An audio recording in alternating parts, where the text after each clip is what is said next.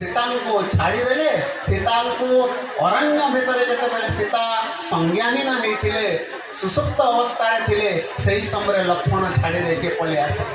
ଗଙ୍ଗାଧର ମେହେର କହନ୍ତି, ଭାଗୀରଥୀ କୂଳେ ଲକ୍ଷ୍ମଣ ଯେକାଳେ ବୈଦେହୀ ବିସର୍ଜି ଗଲେ, ବ୍ୟାପିଥିଲା ଖରା ଶଶାକରା ଧରା ସୁନୀଳ ଅମ୍ବର ତଳେ।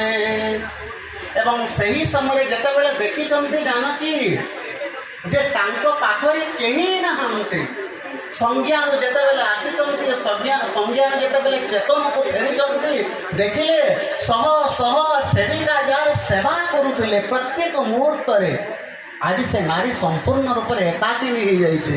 ତାର ଦୁଃଖର ସମୟରେ ସମ୍ପୂର୍ଣ୍ଣ ସମାଜ ତାକୁ ଛାଡ଼ି ଦେଇଛି, ତାର ପତି ତାଙ୍କୁ ଛାଡ଼ି ଦେଇଛନ୍ତି।